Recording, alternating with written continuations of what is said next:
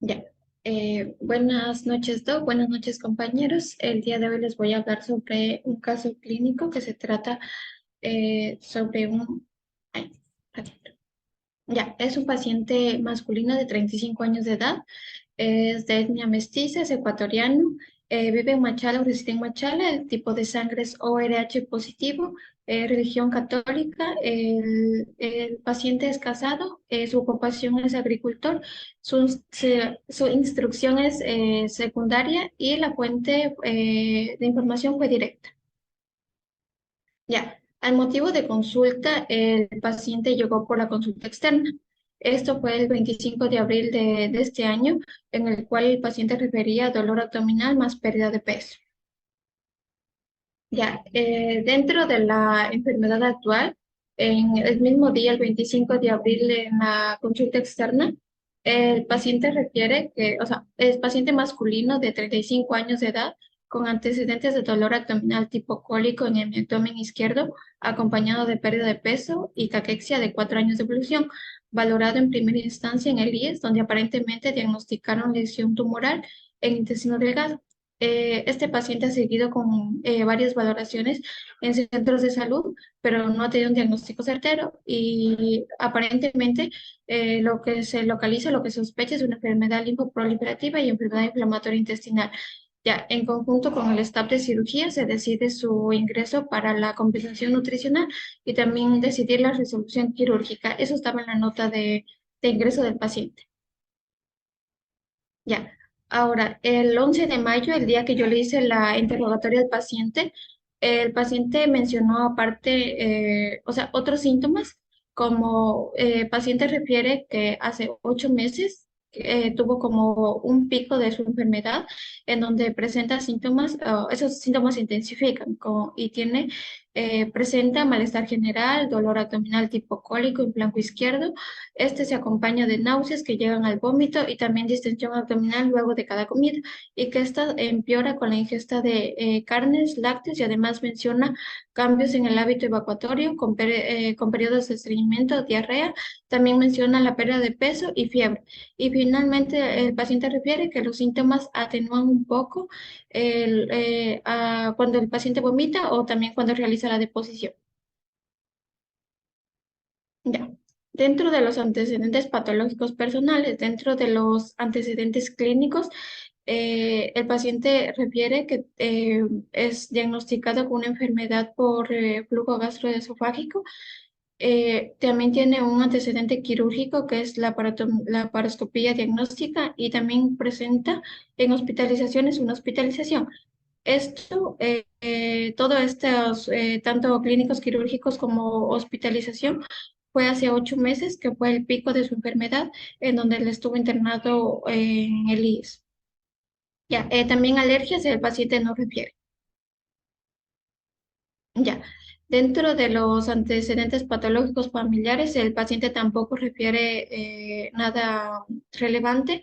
Y dentro de los antecedentes no patológicos personales, dentro de los hábitos no tóxicos, la alimentación, el paciente nos comentaba que, bueno, dentro de la historia clínica está que su alimentación es variada, no consume carnes ni productos lácteos o lo consumía de forma mínima, ya que estos alimentos exacerbaban su enfermedad. Dentro de los micción, refería que iba 3 veces al baño a orinar, de posición era de 1 a 3 veces, pero eso era intercalado porque había días donde él tenía periodos de estreñimiento y otros días donde él tenía periodos de diarrea. El sueño, descanso, 7 horas. Y dentro de los hábitos tóxicos, drogas no refiere, alcohol ocasional y el tabaco menciona que fumaba 10 cigarrillos a la semana, pero los dejó justo cuando comenzó su pico de enfermedad, hace 8 meses, dejó el cigarrillo. Ya. Los signos vitales al ingreso de la consulta externa. El paciente presenta frecuencia cardíaca de 87 latidos por minuto, frecuencia respiratoria de 20, temperatura de 36, presión arterial de 165, saturación de 98, el llenado capilar es menor a 2 segundos, el Glasgow es 15/15 y la respuesta pupilar derecha e izquierda estaban rectas. Ya. Dentro del examen físico, el examen somático general, en la historia clínica, esto sí lo mencionaba, la apariencia regular, la fase álgica, el biotipo, el estado nutricional y la deambulación no se encuentran reportados, al igual que las pieles paneras no se encuentran reportados. Ya, dentro del examen físico regional, en la cabeza, tanto cabeza, ojos, nariz, boca y cuello, todo dentro de los parámetros normales. En el tórax, igualmente, inspección, palpación, percusión y auscultación, todo dentro de los parámetros normales. Y en el cardíaco, solo la auscultación pudo ser auscultada, donde estaba R1 y R2 rítmico. Ya, dentro del examen regional en abdomen, a la inspección hay presencia de cicatriz de una laparoscopía diagnóstica, a la palpación presencia de masa dolorosa, a la palpación profunda en flanco izquierdo. En la percusión no fue valorada y la auscultación, ruidos hidroaéreos positivos. Dentro de los aparatos y sistemas en genitourinario no fue valorado. En extremidades igualmente no, solo la inspección fue valorada donde está asimétricas y sin presencia de edema. Los demás no fue valorado y el neurológico, paciente orientado en tiempo, espacio, persona, con Glasgow 15/15. Ya, dentro de la lista de problemas, tenemos tanto los síntomas como los signos. Dentro de los síntomas, tenemos que el paciente presenta dolor abdominal tipo cólico en el abdomen izquierdo, aparte pérdida de peso, caquexia y hiporexia. Y dentro de los signos era una masa dolorosa y los ruidos hidroaéreos presentes. Ya, este cuadrito que está acá abajo es de lo que él mencionó al momento que yo le hice el interrogatorio. Entonces, el paciente a su vez presentaba náuseas, vómito, fiebres que no eran cuantificadas, distensión abdominal y también cuadros de diarrea y de estreñimiento. Ya, dentro del análisis sindrómico tenemos el síndrome tumoral abdominal, en el cual comenta o se encuentran los cambios en el hábito intestinal con periodos de estreñimiento, diarrea y estreñimiento, lo cual el paciente sí presentaba también la sensación de querer evacuar e ir al baño, el cual no se alivia al hacerlo.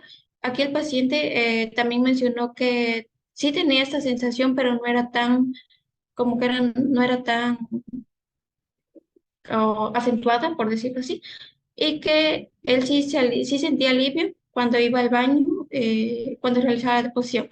Sangrado rectal, el paciente no tuvo o no lo comenta, tampoco en la historia clínica no está indicado, pero esas oscuras o sangres en las heces, a menudo aquí dice que se presentan las heces normales. Sin embargo, en el examen que el paciente se realizó el 6 de marzo, que fue los exámenes previos para realizarse en la consulta externa, ahí sí se presenta sangre oculta en heces. Ya, también calambres y dolor abdominal para el paciente sí presenta, debilidad y fatiga también, una masa abdominal también y la pérdida de peso no intencionada. Ya, dentro del análisis topográfico tenemos que nos vamos a centrar en el flanco izquierdo. Entonces, la parte importante en el flanco izquierdo, yo consideré sobre todo el colon descendente y las asas de intestino delgado. Al polo inferior del riñón izquierdo yo no lo consideré porque los síntomas que el paciente presentaba, la mayoría era gastrointestinal. Ya. Entonces, dentro de los diagnósticos presuntivos tenemos el tumor de intestino delgado y los tumores de intestino grueso. Ya. Dentro de los tumores de intestino grueso, la clínica que van a presentar, aunque en las bibliografías la mayoría lo que menciona es que son asintomáticos, ya cuando se presenta esto como en estadios más avanzados, se va a presentar, puede presentarse hemorragia digestiva, anemia más sangre oculta en heces, también puede presentar un cambio en el patrón evacuatorio, náuseas, vómito, también la pérdida de peso, dolor abdominal, la masa palpable en el abdomen, puede también presentarse la invaginación, obstrucción intestinal y la perforación. Ya. Dentro de De los tumores de intestino delgado tenemos dos tipos, los benignos y los malignos. Dentro de los benignos tenemos los adenomas, que eso representan el 35 al 50% de los tumores de intestino delgado. Estos originalmente se originan en el epitelio intestinal y se localizan con mayor frecuencia en el duodeno, pero de predilección en la ampolla de Barrett. Y también se encuentran en menor cantidad en el yeyuno proximal. Estos están ampliamente relacionados con una enfermedad que es polipomatosis adenomatosa familiar y la clínica que van a presentar es principalmente asintomática. Luego también puede presentar dolor abdominal, anorexia, pérdida de peso. Ya, también tenemos los leiomiomas que representan el 35% de los cánceres de intestino delgado. Esos se originan de la muscular de la mucosa y se localizan principalmente en el yeyuno. Esos afectan entre los 50 y 60 años de vida y estos tumores son muy vascularizados, por lo cual en la clínica lo principal que se encontraría es sangre digestiva oscura y también se encontraría, también hay obstrucción o intosuscepción como clínica.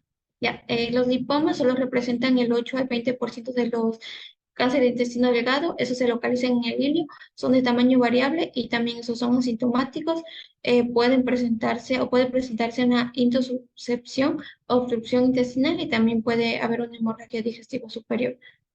Ya, en neurolinoma, que solo representa el 5 al 10% de los tumores benignos de intestino delgado, eso se origina a partir de las células de Schwann, que son a partir del plexo de Auerbach. Este representa de solo el 5 al 10% y eso afecta especialmente a partir de los 60 años de vida. El patrón que tiene estos pueden ser intraluminal o intramural. Y también la clínica va a ser grado digestivo oscuro, dolor abdominal, obstrucción intestinal y también la presencia de una masa abdominal. Ahora, dentro de los tumores de intestino delgado, tenemos los tumores malignos. Tenemos principalmente el adenocarcinoma, que representa el 50%. Este también se origina en el epitelio intestinal. Este se puede originar a partir de un adenoma y se localiza preferentemente en el duodeno distal y en el yeyuno proximal. La incidencia es entre la sexta y séptima década de vida y afecta especialmente a los hombres. La clínica, sangrado digestivo oscuro y obstrucción, y también puede presentarse ictericia. El otro tumor maligno que es común, o bueno, que solo representa el 30% es el carcinoide. Este se origina a partir de las células enterocromafines de las criptas de Leverkusen. Se localiza en el biodistal, también puede encontrarse en el apéndice y en el recto. La incidencia es en personas mayores de 65 años ese tumor también es muy vascularizado, por lo cual la sintomatología que puede presentar es el sangrado digestivo oscuro. También inicialmente va a ser asintomático, va a presentar dolor abdominal, obstrucción y también puede presentar un síndrome de carcinoide. Por otra parte, tenemos el linfoma, que solo representa el 17%, y este se origina a partir del tejido linfoide de la mucosa y submucosa intestinal a partir de las células B y T. La localización es variable, afecta entre los 40 y 60, a los 40 hasta los 60 años, y también la clínica es dolor abdominal, anorexia, náuseas y vómito, obstrucción intestinal, sangrado digestivo, masa abdominal, la perforación abdominal y el síndrome de mala absorción y la acropatia. Ya. Ahora, también tenemos dentro del diagnóstico diferencial los tumores de intestino grueso, en, la, en, cual, en el cual la clínica que se presenta puede ser cambios de patrón evacuatorio, también puede ser la hemorragia, la obstrucción, la pérdida de peso, la anorexia, la astenia, la fiebre y la anemia. Ahora, dentro de los tumores de intestino grueso, igual hay dos tipos, los tumores benignos y malignos. En los benignos estaban los adenomas, que estos histológicamente se definen como proliferaciones no invasivas de las células epiteliales y se clasifican en tres tipos, que son tipo tubular, tubul velloso y velloso. La sintomatología que presenta son anemia por pérdida de sangre oculta en heces y la rectorragia. También aquí nos menciona que los adenomas localizados en el recto y a menudo adenomas vellosos en pacientes de edad avanzada suelen presentarse clínicamente con tenesmo y también emisión rectal de sangre y moco, que es una pseudodiarrea. Ya, dentro de los tumores malignos, el principal es el adenocarcinoma. Este es por una mutación de un gen y más frecuente en varones que en mujeres, y la sintomatología principal es el sangrado. Se van a localizar en cualquier parte del intestino, pero más frecuente estaba en el estómago y en el colon rectal. La incidencia es que va a afectar al 90% o 90% se diagnostican eh, mayores a 50 años y en la clínica va a ser asintomáticos al inicio, después puede presentarse con dolor abdominal, obstrucción intestinal y sangrado digestivo oscuro. Ya, y uno de forma general también nos mostraba en el libro de barreras, esta parte que encontré que decía que los lipomas, neurofibromas, leiomiomas, leiomiosarcomas, linfomas y carcinoides rara vez se sienten en el intestino grueso, pero la mayoría de esos tumores son asintomáticos y se detectan de manera casual en una exploración radiológica o endoscópica del colon. Cuando dan síntomas locales, estos son indistinguibles de los cánceres de colon que pueden tener o presentar síntomas como obstrucción, hemorragia y alteración del ritmo de las deposiciones. Ya, dentro del diagnóstico de ingreso del paciente, en la nota realizada por cirugía, encontramos que estaba entre tumor de yeyuno versus enfermedad inflamatoria. Esto fue el 25 de abril. Ya, el paciente se realizó, previo hasta el 25 de abril, se realizó exámenes de laboratorio, que fue el 6 de abril, donde lo que más llama la atención es que el paciente presentaba proteínas totales de 4,61 y albúmina de 2,14, teniendo valores bajos, y también en el coproparasitario la sangre oculta en ese. Ya, el paciente a la consulta sí, la consulta llevó ya exámenes de imágenes que fue un ataque de abdomen simple y contrastada.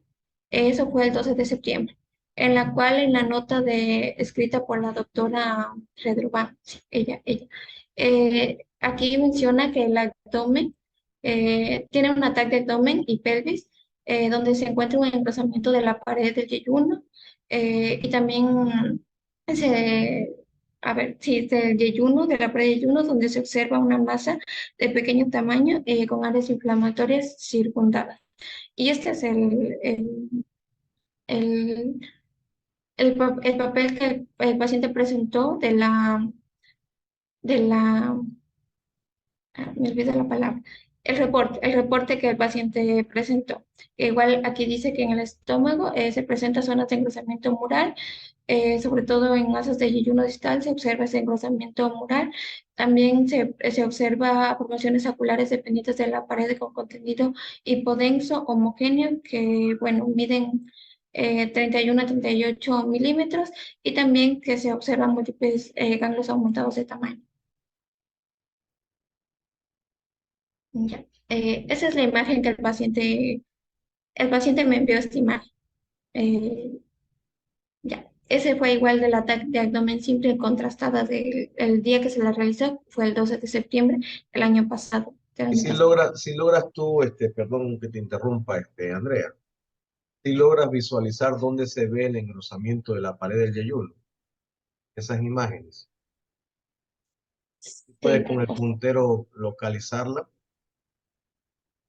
no logras uy, localizarla. la verdad es que no. Se Lo ve muy intenté, bien, pero bien clarita se ve. aquí ¿Dónde? No, para nada. no es esto. No, Entonces aquí, más abajo, mira ese realce de la luz. Ahí, no ves más arriba pegada, no, en dirección a la columna, hacia la aquí, izquierda, en la parte superior de la pared anterior. Mira allá arriba. No, no, no. Ahí, aquí, ahí, esa zona. ahí. Miren esa zona, los varios cortes, muchachos, ¿sí? Tienen ese engrosamiento de la pared del yeyuno en esa zona, como hay un realce de la luz. Y al otro lado se va viendo cómo hay al otro lado, en el otro sentido, se va viendo cómo hay un proceso, un proceso inflamatorio de la grasa mesentérica. En las de abajo todavía persiste ese engrosamiento. Miren el corte de abajo que tiene justo ahí, Este, esa zonita, ¿sí? Miren ahí para que logren visualizar. La parte de arriba es normal, pero sí ven ese cambio, esa diferencia, ¿no? Entre el resto de la pared del intestino. Entonces ahí se ve. Incluso era la zona donde se palpaba la masa en este paciente. ¿Ok? Continuemos. ya. Ya, dentro de las indicaciones, que fue el mismo día, el paciente tenía el pase de cirugía, también la dieta hiperproteica con 2 claras de huevo al día, control de signos vitales, control de ingesta y excretas, también medicamento tramadol, paracetamol y también aquí se realiza interconsulta a unidad de cuidados intensivos para la colocación del catéter venoso central y también para el cálculo de la nutrición parenteral. También se solicita una interconsulta con gastroenterología y también se pide exámenes de laboratorio. Ese fue el mismo día que el paciente ingresó. Ya, el mismo día, a las 5 de la tarde, UCI responde la interconsulta, donde ellos ponen esta nota del cálculo de la nutrición parenteral y también ponen como indicaciones que se debe dar nutrición parenteral con dextrosa al 50% en agua en 50 ml, más aminoácidos 15%, 900 ml, más emulsión lipídica 20%, en 300 ml y una ampolla de oligoelementos preparada en una funda de nutrición parenteral y administrada por único lumen del catéter venoso central hasta 70 ml hora. Ya, también UCI pide como exámenes el TGO, TGP, la función renal, electrolitos, cada 72 horas. Y también incluyen las indicaciones del complejo B, el ácido ascórbico y el sulfato de magnesio. Ya. El día siguiente, el 26, gastroenterología contesta en interconsulta, en donde él solicita la calprotectina fecal, también pide los marcadores como ANCA y PASCA, y también solicita una enteroresonancia magnética de abdomen con contraste oral y también exámenes de laboratorio, PSG y PCR. Y ellos incluyen a la a las prescripciones prednisona de 20 miligramos vía oral QD, la mesalazina 1 gramo vía oral AM/PM y también que sea revalorado cuando ya se tengan estos resultados. Ya, entonces, esos son todos los exámenes que pide tanto UCI como no, cirugía, UCI y también gastroenterología. Ya, dentro de esos exámenes que se reportaron el 26, eh, en sí está todo dentro de los parámetros normales. Sin embargo, lo que sí se observa es que el paciente sí presenta las proteínas totales están bajas y también la albúmina se encuentra baja. Lo demás se encuentra dentro de los rangos normales. Ya, estas son todas las indicaciones de pisos de cirugía o de cirugía, de UCI y de las indicaciones de gastroenterología. Ya, estos son los exámenes que solicitó gastroenterología, en donde tanto la BCG como la PCR se encuentra dentro de lo normal. Ya, ahora después de esto, el paciente pasó 7 días en piso, en donde las evoluciones fueron, o sea, no hubo mucho cambio, pero el 13 de mayo, que ya fue 7 días desde su ingreso, se pone una nota de cirugía, eso fue en el pase de visita de la mañana, donde ponen sí, que el staff de cirugía considera que si el paciente o sea, está en condiciones para la resolución quirúrgica, ya que no se ha tenido respuesta ni de la enteroscopía y también lleva 7 días con la nutrición parenteral. Y lo que sí, algo que hay que recalcar es que los niveles de albúmina siguen bajos de 2,8 y por este riesgo de las proteínas bajas deciden el parque operatorio si deciden para cirugía. Entonces, las indicaciones fueron que a partir de las 8 de la noche el paciente está en NPO, el parte operatorio, también preparar 2 concentrados de glóbulos rojos y el chequeo anestésico. Ya, el día 4 se realizó la cirugía. Esto fue en la nota preoperatoria, era tumor de intestino delgado. En la proyectada proyectada era la laparoscopía más toma de biopsia versus la laparotomía. El postoperatorio fue tumor de intestino delgado, yeyuno, y la realizada fue una laparoscopía diagnóstica más laparotomía exploratoria más resección de 60 centímetros del intestino delgado con un tumor central. Y dentro de los hallazgos se encontró un tumor de aproximadamente 6 por 6 centímetros a nivel de yeyuno a 85 centímetros del ángulo de trace. También 20 centímetros proximal del tumor se evidencia un tejido granulomatoso y a nivel del tumor se presenta también tejido gelatinoso. En el mesenterio se observan múltiples adenopatías de aspecto inflamatorio, aproximadamente de 1 centímetro. El sangrado fue de 200 durante la limpieza quirúrgica y también se colocó un tren tubular en la corredera pericólica izquierda. Ya, el plan terapéutico, eso fue las indicaciones luego del postoperatorio, que el paciente quedó en nada por vía oral, control de signos, también la cuantificación del tren, control de ingestas discretas, lactato de Ringer, también adicionaron el antibiótico ceftriaxona, también metronidazol, con las mismas indicaciones que tenía la terapia para el dolor. También continúa con nutrición parenteral, el complejo B, ácido ascórbico, que eso fue las indicaciones de UCI y de gastroenterología. También aquí se realiza el histopatológico y el pase piso a las 9 de la noche. Ya, aquí ya está con el día 5. Aquí están todas las indicaciones. Sin embargo, en este día se, se vuelve a insistir en los trámites sobre los marcadores para ANCA-PASCA. También se vuelve a insistir sobre la calprotectina fecal y también realizar la resonancia de abdomen con contraste oral. Y ya, sin embargo, esos no tuvieron respuesta. Ya, y también aquí se solicita una biometría para el día siguiente. Ya, ahora, desde el día 5 hasta el día, o desde el día 6 hasta el día 12 el paciente se encontraba estable. Sin embargo, el día 8 en la evolución de la mañana, el paciente presenta signos de respuesta inflamatoria, una frecuencia cardíaca de 116, también presentó taquipnea y descenso de la saturación al 98%. Esta mejora con ejercicios respiratorios se adiciona a su vez se adiciona nutrición e hidratación y se pide estudios complementarios.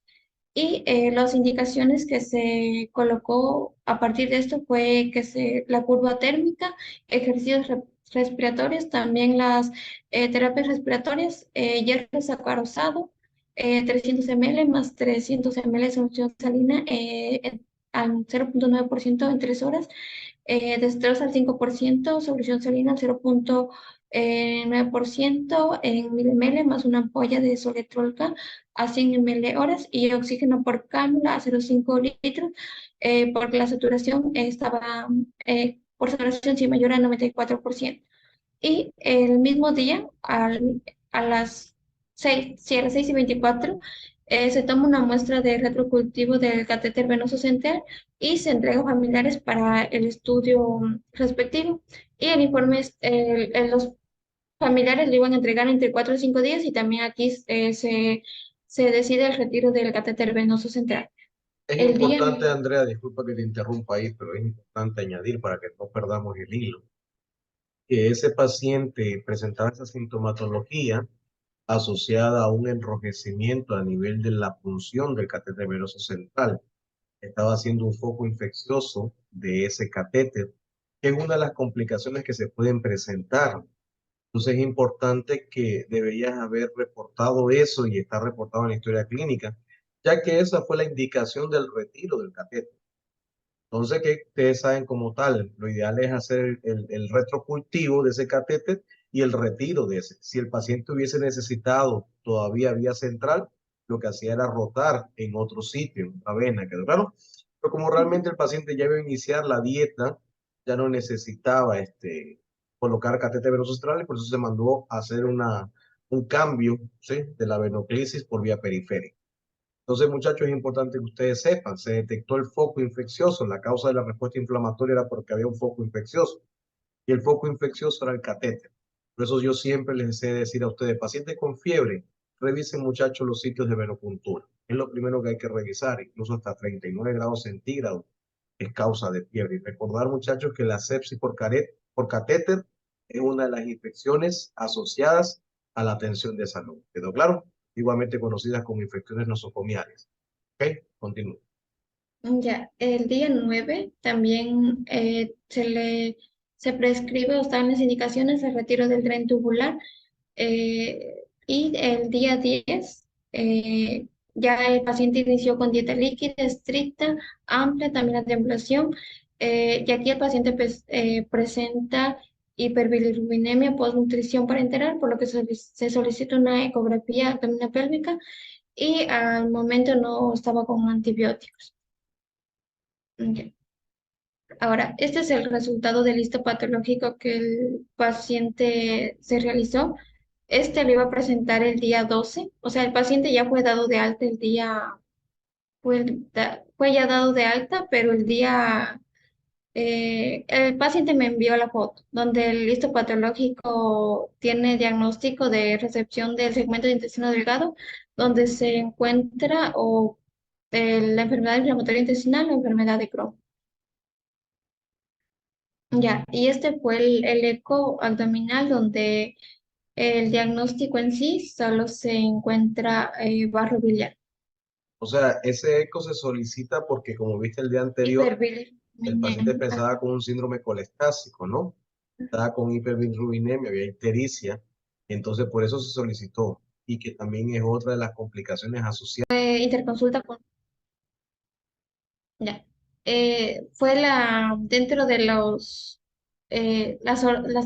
sí, las prescripciones que dejó el gastroenterólogo, fue interconsulta con nutrición, también dejó la mesalazina, 1 gramo vía oral a las 8 a.m., 8 p.m. por 3 días, también la prednisona, 10 miligramos vía oral QD por 15 días, omeprazol, 2 gramos QD, también adicionó probióticos, una cápsula vía oral QD y le dio alta y también control por consulta externa.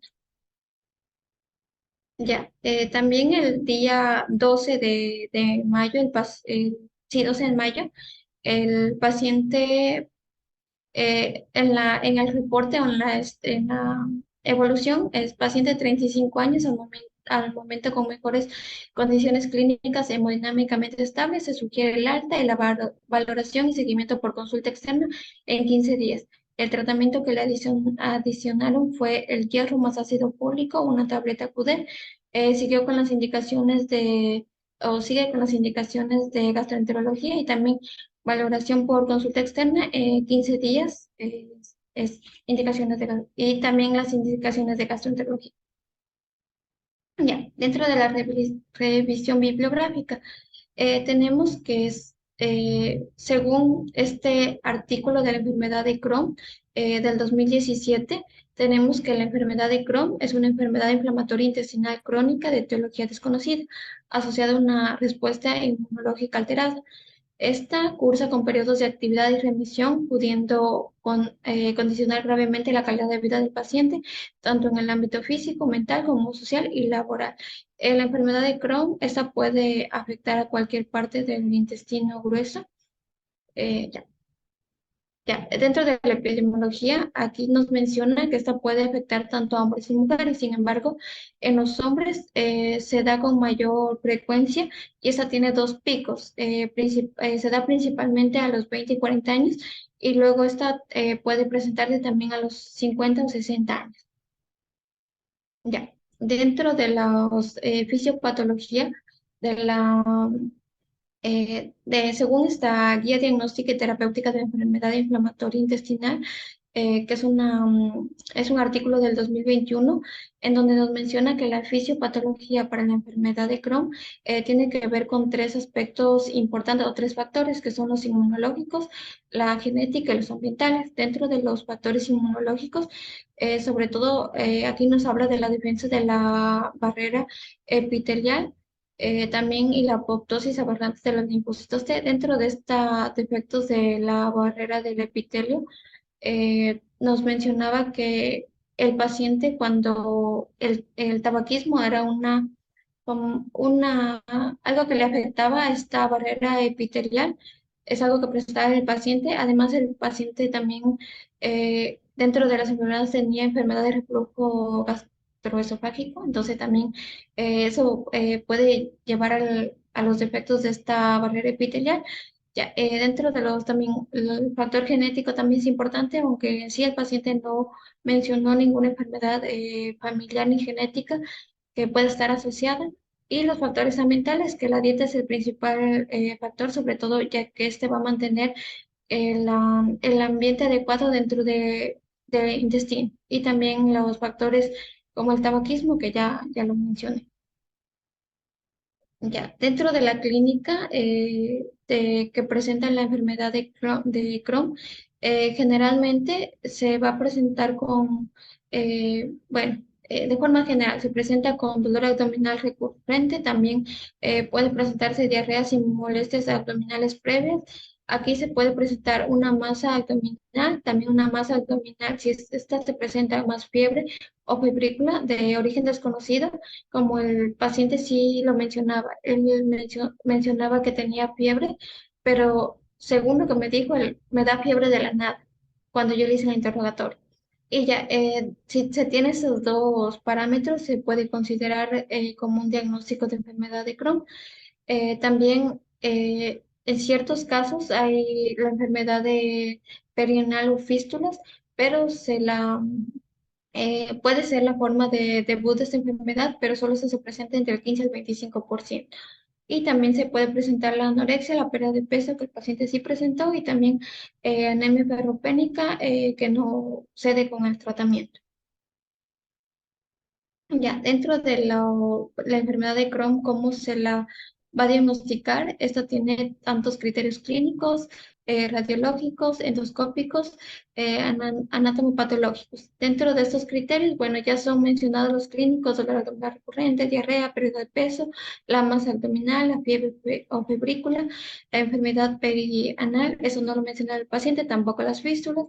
O no se encuentra en el examen físico. Los criterios diagnósticos puede ser cambios mucosos como úlceras aptoides, lineales o espina de rosa, úlceras longitudinales, pólipos inflamatorios, edema de las válvulas coniventes, y también cambios en el calibre como estenosis, dilatación, fístulas, asimetría de la lesión.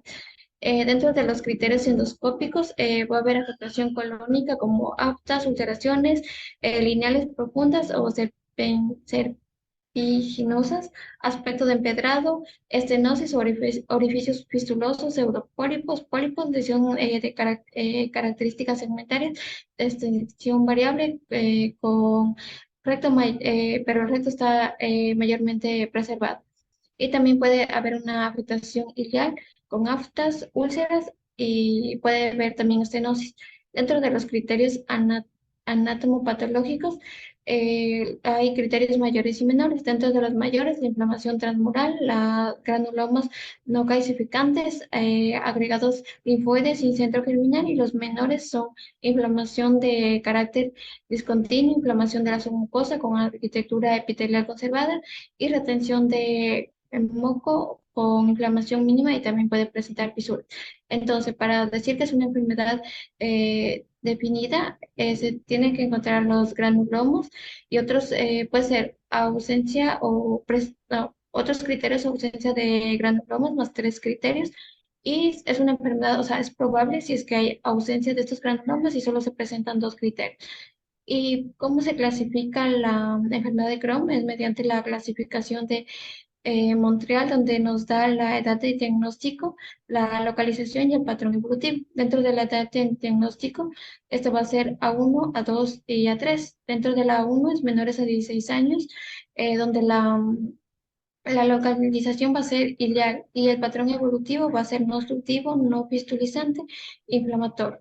En A2 es de 17 a 40 años, donde esta la localización va a ser cólica, y en el patrón evolutivo va a ser obstructivo y fibroestenosante. mayor a 40 años, la localización va a ser ileocólica y el patrón evolutivo fistulizante, y si es la localización 4 va a ser gastrointestinal alta, y aquí se añaden estos cuadros anteriores. Y también añadir aquí ah, cuando tiene afectación perineal en cualquiera de estas. Teniendo en cuenta esta diapositiva, Andrea, ¿con qué criterios cumplía tu paciente? El caso clínico de esta Eh, paciente. en la edad del diagnóstico estaba entre A2, entre 17 y 45, el paciente tiene 35 años. También el paciente tiene Recuérdate que esa es la clasificación, ¿no? Arriba están los criterios diagnósticos. Entonces, ¿qué tipos de criterios cumplía? los criterios clínicos y también los criterios anatomopatológicos. Pero O sea, también los había, pero principales también eran había, clínicos. también tenía criterios imagenológicos, de la Sí, estenosis, también tenía. de la pared Sí, del sí, sí, también intestino tenía. que hablábamos, ¿no? Y lastimosamente, quizás por la situación actual del hospital, que no tenemos cómo hacer estudios endoscópicos, habría que ver si teníamos la posibilidad, quizás le hacíamos algún tipo de endoscopía y quizás también cumplía con los criterios endoscópicos, ¿ok? Eso es Ujú. importante que te des cuenta, ¿ok? Ya, dentro de las manifestaciones clínicas y endoscópicas en enfermedad inflamatoria intestinal, aquí o sea, ese artículo del 2019 que hace referencia a la enfermedad de Crohn, tenemos dentro de la anamnesis y exploración física, tenemos que en el examen físico general va a haber un compromiso sistémico, desnutrición, lo cual sí presentaba el paciente, también deshidratación y anemia. El examen físico abdominal, dolor abdominal, una masa palpable, ácido mesenterio engrosado o absceso. El paciente presentaba, solo el paciente no presentaba el absceso, pero lo demás sí. En el examen perineal, el paciente, eso es rutinario, los picomas, las fisuras o las fístulas con o sin abscesos, pero sin embargo el paciente no presentaba esto, y las manifestaciones extraintestinales que se pueden encontrar entre el 35 a 40% son manifestaciones articulares, cutáneas, oculares, y estos pueden predecir hasta un 25% de la enfermedad de Crohn. Y algunas manifestaciones de estas se pueden relacionar con la actividad de la enfermedad, como el caso del ectema nodoso, las úlceras orales, episcleritis, la artropatía periférica periauricular de tipo 1, que se caracteriza sobre todo por dolor de grandes articulaciones como la rodilla, tobillo, muñecas, cuando la enfermedad se encuentra activa. Y dentro de las pruebas de laboratorio, principalmente los parámetros nutricionales, la hipoalbuminemia, el paciente sí presentaba los déficits de vitamina, principalmente vitamina B12, ya que este afecta sobre todo al intestino delgado, donde se da esta absorción de las vitaminas, y por eso el paciente tenía este déficit, también tenía sí, el déficit, y sobre todo la hipoalbuminemia era por la nutrición parenteral. También es importante aquí los reactantes de fase aguda, el PCR y el BCG y trombocitosis, en los cuales el paciente no tenía, el PCR no tenía aumentado y el BCG tampoco, eso tenían valores normales, pero para decir que es una enfermedad de Crohn tendría que estar un PCR elevado. También marcadores como la lactoferrina, la calprotectina fecal. Sin embargo, estas en el paciente, esta no se pudo realizar. Y el test serológico, el ANCA y el ASCA, que se utiliza para el diagnóstico dudoso, y cuando el ANCA, bueno, no, el PANCA se encuentra del 5 al 10%. El ASCA se encuentra del 50 al 80% en la enfermedad de Crohn. Sin embargo, si es que esos valores o eso sale negativo, tampoco se puede excluir la enfermedad. Ya, dentro de las pruebas de imágenes tenemos sí, las imágenes la endoscopía, principalmente la iliocolonoscopía, en donde en esa se va a realizar toma de al menos dos biopsias de 5 segmentos. Esa es técnica básica para el diagnóstico cuando no se encuentra, no está activa la enfermedad. También lesiones típicas se va a encontrar como aftas milimétricas, úlceras lineales, serpiginosas y también distinto tamaño y profundidad. Y aquí se va a encontrar la mucosa como empedrada. Y también es útil para monitorizar la enfermedad inflamatoria y evaluar si es que hay una curación de la mucosa. También se puede utilizar la gastroscopía en caso de dispepsia y dolor abdominal y vómito, en la cápsula endoscópica y enteroscopía con biopsia, ya que cuando hay una alta sospecha de enfermedad de Crohn, pero no hay, las pruebas no son concluyentes, se puede utilizar esta prueba de imagen.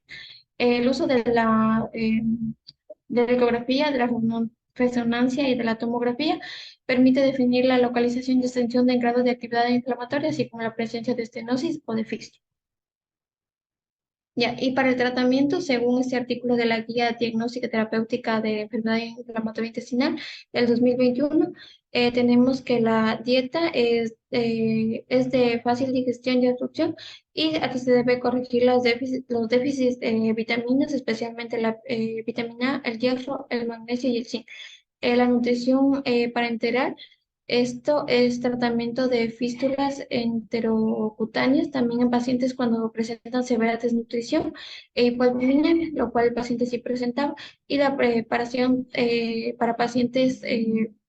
para la operación en pacientes malnutridos, lo que presentaba el paciente. Antiinflamatorios, que la más efectiva es por vía oral, como la prednisona. Esto ya es principalmente en el intestino delgado y la combinación con esteroides y la sulfaticina, que esto va a actuar principalmente en el colon.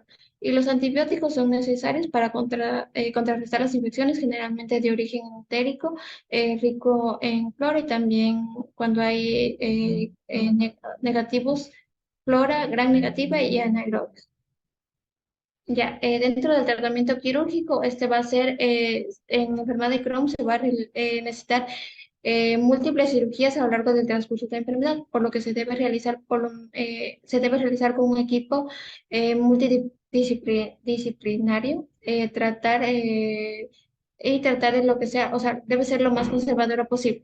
Las principales indicaciones son el fracaso y la intolerancia del tratamiento médico, las complicaciones que haya como la obstrucción, perforación, hemorragia masiva, entre otras, y también que se presente la enfermedad perineal compleja y la prevención o tratamiento y eso es para prevenir el cáncer colorectal. Dentro de estas indicaciones quirúrgicas, ¿cuál tú crees que tenía tu paciente? La de a ver, fracaso, indicaciones a ver, la cirugía, estaba la cirugía Indicación dentro de estas indicaciones que pones ahí para el tratamiento quirúrgico, ¿cuál tú crees que tenía tu paciente? a las, a las indicaciones para el obstrucción. Hemorragia no tenía, perforación tampoco tenía, ¿Cuál tenía, obstrucción te pregunto? ¿Cuál tú tenías? no tenía, no tenía el paciente, no tenía ni obstrucción, ni perforación, ni hemorragia, tampoco enfermedad perineal compleja. Realmente sí tenía una pseudoobstrucción, o sea, una suboclusión. Eso sí, pero no, Tenía una obstrucción parcial, totalmente el paciente, o sea, decir que tenía una obstrucción total, no, pero sí había una gran estenosis que estaba obstruyendo parcialmente la luz del intestino y aparte había fracaso del tratamiento médico porque ya el paciente había sido tratado por una enfermedad de Crohn. Recuerdas, es, tenía una historia de tratamiento en una casa particular de Cuenca, e incluso también en el IS de Cuenca, y ya había iniciado tratamiento con una enfermedad de Crohn. Sin embargo, no había mejorado, seguía todavía con la misma sintomatología, tenía una enfermedad perdedora de proteínas a través del tubo digestivo, y entonces por esa razón tuvo la indicación quirúrgica. ¿Ok? Aparte también, una de las cosas que motivó la resección es que no tenía un diagnóstico todavía confirmatorio, ¿ok? Por lo tanto necesitábamos una pieza para tener el diagnóstico anatomopatológico. ya que no se pudo abordar endoscópicamente esa lesión. ¿Ok? Ya. Ya. Dentro de o sea, el paciente presentó la hiperproteinemia y está relacionada con la enfermedad de Crohn. Entonces, según esta revista de nutrición en la enfermedad inflamatoria del intestino, eh, eh, nos menciona que la prevalencia de la nutrición proteico-energética y de nutrición específica parece ser mayor en la enfermedad de Crohn. Esta probablemente porque puede afectar cualquier parte del tracto gastrointestinal. Entonces, aquí lo que se menciona es las reducciones de la ingesta oral, las pérdidas gastrointestinales aceleradas, tratamiento con fármacos como glucocorticoides, la sulfasalacina y también la hipermetabolismo con requerimientos nutricionales durante la enfermedad activa.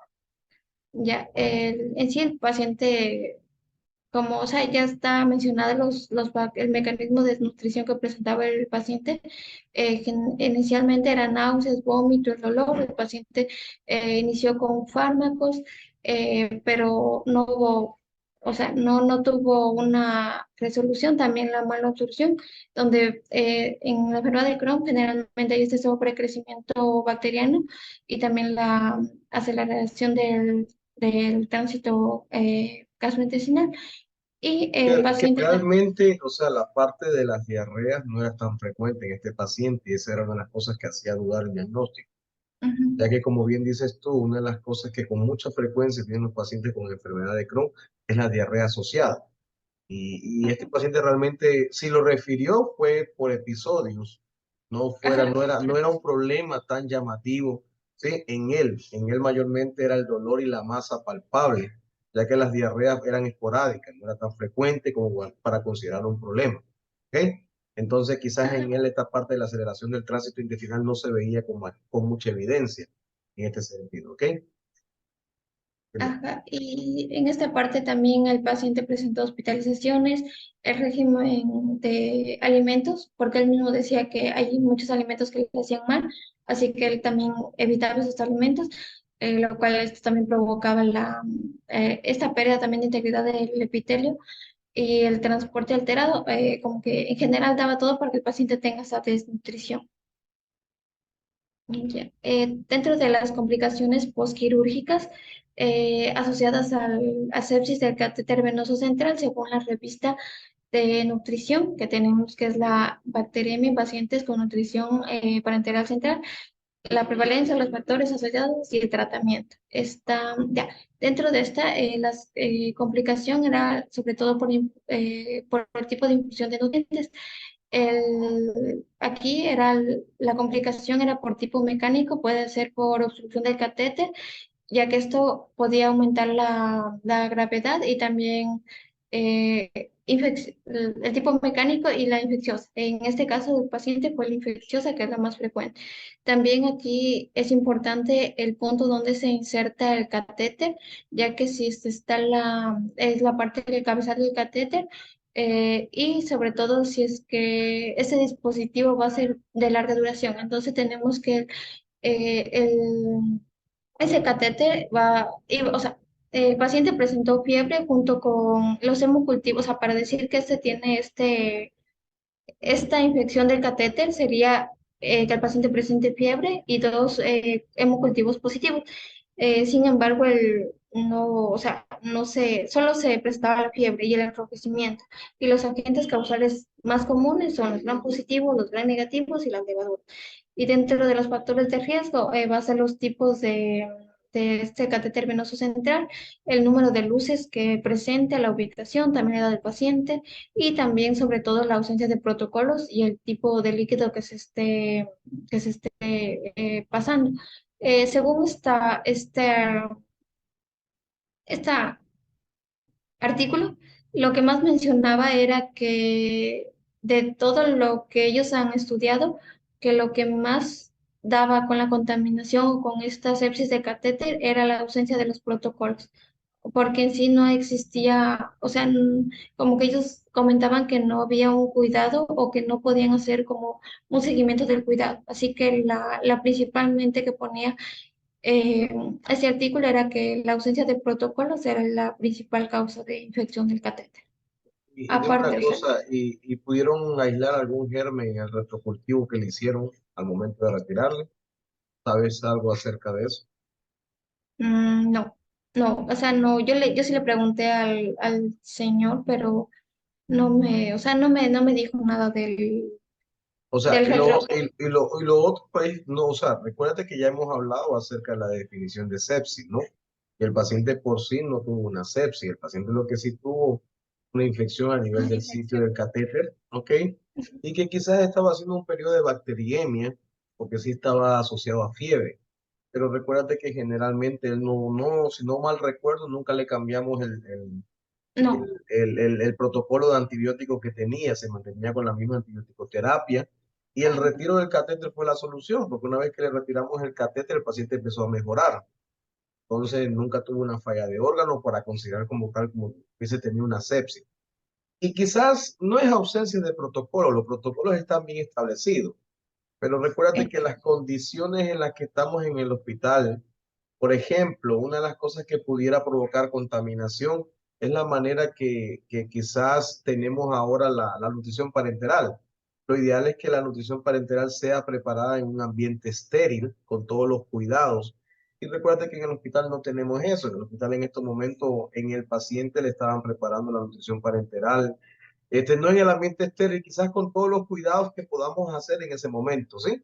Pero no son los más ideales. ¿Sí? No es que sean los más ideales, no, sin embargo, tratamos de hacer, o sea, acoplarnos a lo que tenemos, ¿no? Para que el paciente pueda tener lo que necesita. Entonces, por eso te digo, pero como tal, no tuvo una sepsis, que eso fue lo bueno. La sepsis del asociada al catéter venoso central no fue. Que sí, quizás hubo un periodo de bacteriemia que por suerte lo pudimos solucionar a tiempo y el paciente evolucionó pero muy bien, ¿ok? Bueno, Ujú. Y dentro de la hiperbilirubinemia por nutrición parenteral, dentro de ese artículo, que es complicaciones hepáticas relacionadas al uso de nutrición parenteral, tenemos que, aunque la nutrición parenteral es un soporte vital, se asocia con una alta morbilidad y mortalidad en la población. La lesión hepática heterogénea, que consiste en colestasis, esteatosis, fibrosis e incluso cirrosis, se define característicamente como el desarrollo de la hiperbilirubinemia directa y persistente cuando no se detectan otras causas de la enfermedad hepática en pacientes que han recibido ciclos prolongados de nutrición parenteral. A medida que aumenta la bilirrubina sérica directa, aumenta la mortalidad y la necesidad de un trasplante. Bueno, eso ya es como que más trasplante de intestino delgado y trasplante combinado de intestino delgado e hígado. Bueno, eso era como que lo que decía este artículo. Y acá también decía la hiperbilirrubinemia por nutrición parenteral de este artículo del 2021 sobre la incidencia de la falla intestinal en las unidades de cuidados críticos en Argentina, donde decía que la reducción de la función intestinal por debajo del mínimo necesario para la absorción de macronutrientes y o agua y electrolitos, por el cual requiere la suplementación endovenosa para mantener la salud y o crecer. O bueno. Y también tenía que como se dijo antes, esta es aguda, de corta duración, usualmente autolimitada y ocurre habitualmente luego de una cirugía o en asociación con enfermedades críticas que requieren la nutrición que son por pocos días o por semanas. Y adicionalmente la hiperbilirrubina fue un signo bioquímico en los pacientes que presentaban la nutrición parenteral y es probable que esta nutrición parenteral haya sido descontinuada para contener una supuesta, bueno, aquí habla de la disfunción hepática, aunque realmente no lo entendí muy bien esto. o sea, realmente hablar de falla intestinal aguda es un poco más complejo, ¿no? No es que es tan sencillo. Está quizás dentro de uno de los mecanismos que pueden ocasionar hiperbilirrubinemia, pero quizás en nuestros pacientes no se evidenció. ¿Ok? Pero ya anteriormente habíamos hablado, ¿te acuerdas cuando tuvimos una clase de síndrome colestásico, incluso la formación de los cálculos biliares? Habíamos hablado de tres causas fundamentales que deben estar presentes y las cuales predisponen a formar cálculos, ¿no? ¿Te acuerdas que habíamos hablado de la éxtasis biliar? Habíamos hablado de la sobresaturación de colesterol en la bilis, ¿ok? Y la otra era la nucleación acelerada que podía existir. Entonces, dentro de esos parámetros, dentro de estas tres condiciones, usar una nutrición parenteral ya prolongada, porque este paciente ya tenía más de 10 días, si no mal recuerdo, con nutrición parenteral, y esa era nuestra preocupación, que ya tenía más o menos unos 10 días aproximadamente con nutrición parenteral, empezar a hacer estas complicaciones y date cuenta que al final no se salvó, realmente sí empezó a tener una hiperbilirrubinemia producto de la nutrición parenteral prolongada. Gracias, evolucionó muy bien, ¿sí? La doctora Liliana, yo le pregunté hace no mucho tiempo atrás que cómo había evolucionado el paciente de la hiperbilirrubinemia y me dijo que muy bien, ya el paciente estaba en buenas condiciones, ya todo se había normalizado una vez que le suspendimos la nutrición parenteral, ¿ok? Pero mira cómo queda en evidencia eso, ¿no? Viste el reporte de la ecografía que decía que ya el paciente tenía barro biliar. O sea, ya Ajá. hablar de barro, hablamos de lodo, ¿no? Y ya la bilis Ujú. estaba espesa. Entonces, para que ustedes se asocien, vean ese factor de riesgo de la formación de cálculos, para que no se les olvide. Ya una de las cosas es el ayuno prolongado y la nutrición parenteral como factores de riesgo de formación de cálculos a nivel de la viabilidad, ¿ok? Última. Ya, hasta ahí. Ya no, ya no tengo más, doc.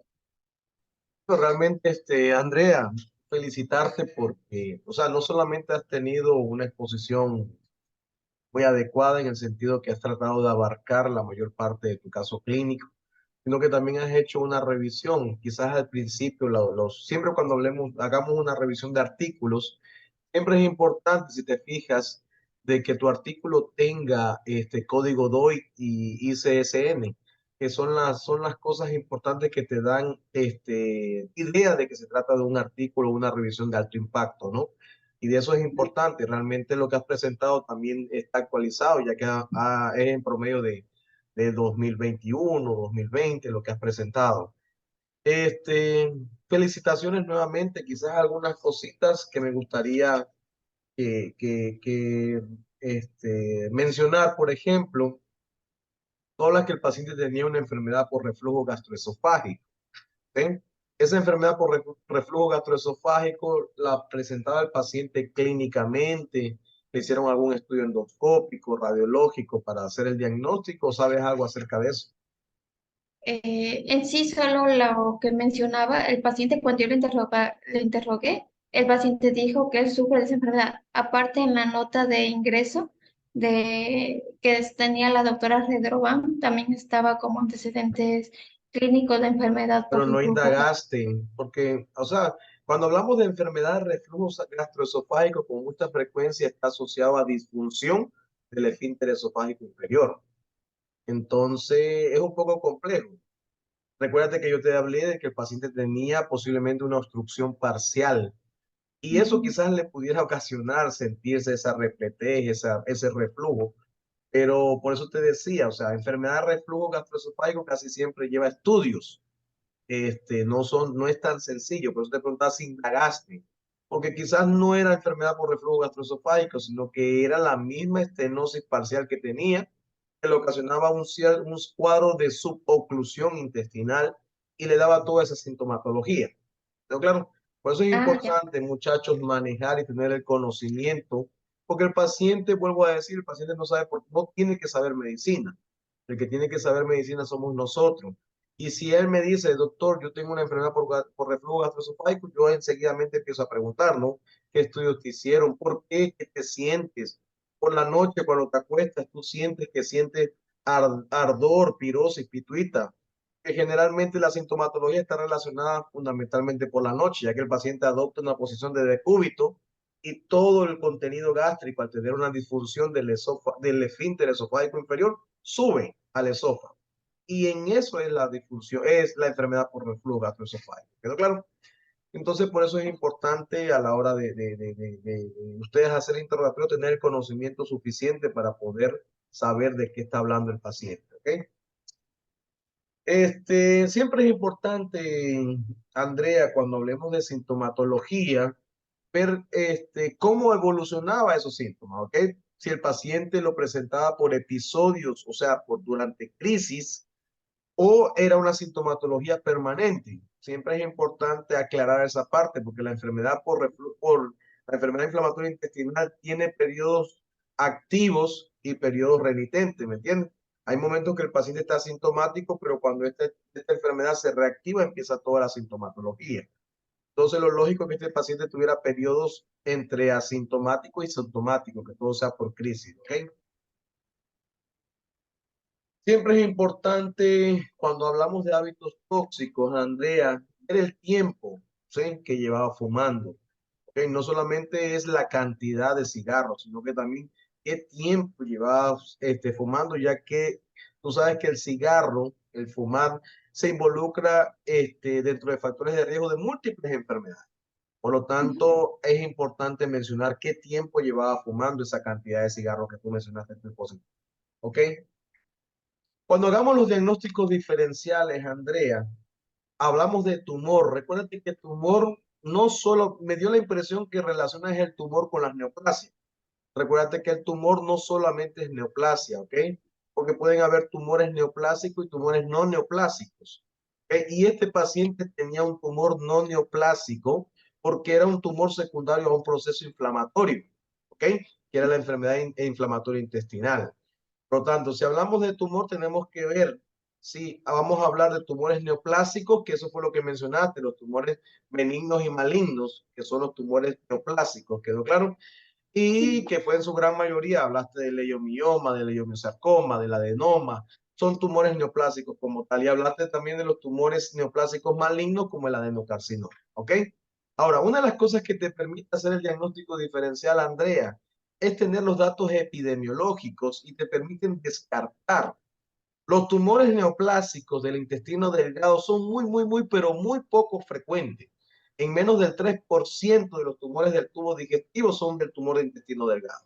Y entonces, eso te hace pensar que es poco probable que el paciente tenga un tumor neoplásico del tubo digestivo. No te estoy diciendo que no, porque, por ejemplo, puede presentar, pero es poco probable y por esa razón se pensaba más que era un proceso inflamatorio que estaba ocasionando ese tumor. ¿Pero claro? Entonces, eso es importantísimo a la hora de hacer el diagnóstico diferencial, conocer la incidencia, prevalencia que tenga tu enfermedad. ¿Quedó claro? Ya que eso te permite tener una idea de qué puede tener tu paciente. ¿Quedó claro? De ahí yo les digo, muchachos, siempre aprendas en la epidemiología de la enfermedad porque les va a ayudar bastantísimo a la hora de hacer el diagnóstico, ¿ok? Este,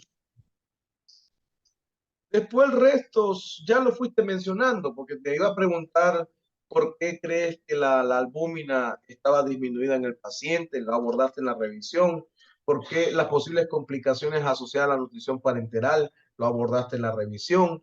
Ahora, qué me parece que no estás consciente todavía? ¿Sabes a qué grupo farmacológico pertenece la mesalacina? Eh, sí lo sé, sí lo sé. Es sulfaniluria, sí, Pero ¿qué tipo Los amigos, cuál es su acción? ¿Cuál es la acción fundamental de ese medicamento? A ver. ese que no sé, no sé, no lo investigué. Entonces, eso me da la impresión, recuerde que es un medicamento nuevo que casi no se usa. Entonces, aprovecha, los casos clínicos es para eso, para que te quede y no se te olvide nunca, ¿no? La mesalacina es un medicamento que casi no se usa. Eso es lo primero que te voy a decir. Está dentro de los medicamentos salicilatos y es un antiinflamatorio. ¿Quedó claro? Por eso se usa como medicamento para el control de la enfermedad inflamatoria intestinal. En este caso, lo que el paciente tuvo fue una enfermedad de Crohn. Recuerda que son dos enfermedades inflamatorias intestinales. Está la enfermedad de Crohn y la colitis ulcerativa. ¿Quedó claro? Este paciente lo que presentó fue la enfermedad de Crohn y por eso fue que se usó la mesalacina en este paciente. ¿Quedó claro? Entonces es importante conocer eso y recordar la dosis que se usa y por qué motivo se le indicó. ¿Quedó claro? No se les vaya a olvidar, ya acuérdense de la mesalacina, no es frecuente que se use. A veces nosotros la usamos en los periodos de crisis de la diverticulitis aguda.